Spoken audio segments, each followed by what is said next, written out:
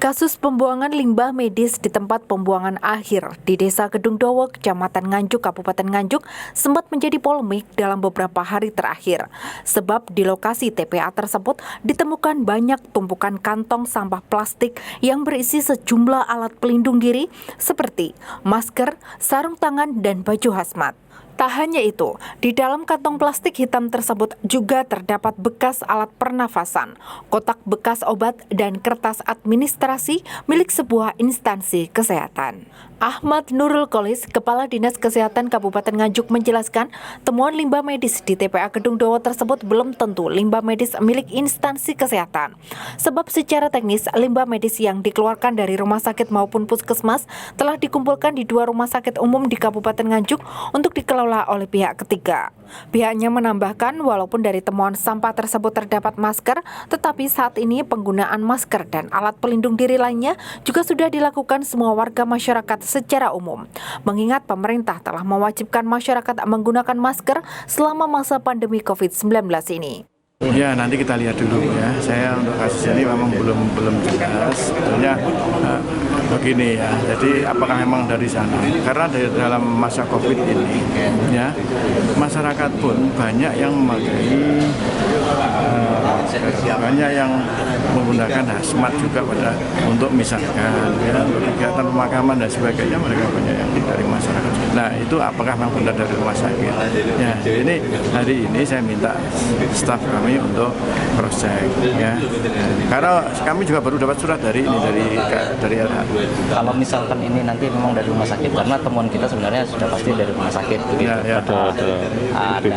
Ada beberapa inilah. Nah, kalau memang benar ini dari rumah sakit, apa nanti yang akan sanksinya? Yang jelas belum sanksi dulu. Jadi rumah sakit perlu juga klarifikasi ke stafnya.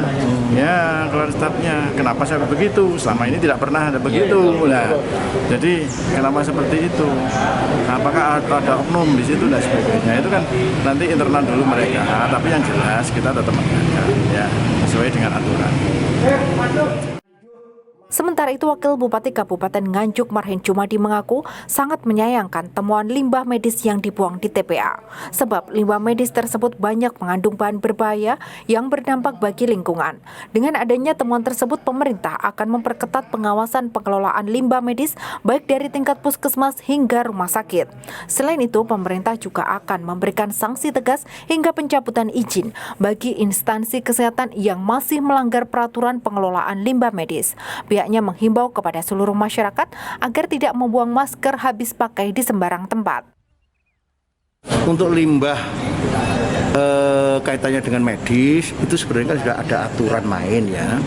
Itu pengelolaannya sendiri, pengolahannya sendiri. Selama ini kan kerjasama dengan pihak luar. Kalau tidak keliru waktu itu dengan Mojokerto ya.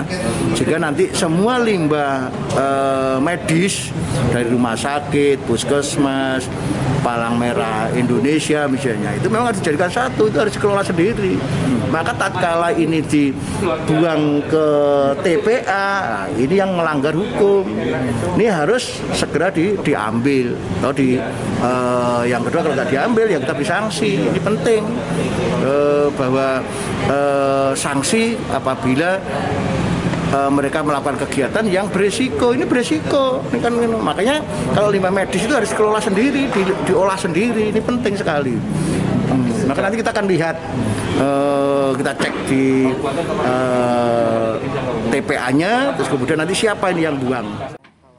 Akibat temuan limbah medis tersebut, Dinas Kesehatan Kabupaten Nganjuk masih melakukan investigasi ke lapangan untuk mengetahui fakta dan mengumpulkan bukti-bukti yang ada. Dari Nganjuk, Sofian Hanafi, Bayu TV melaporkan.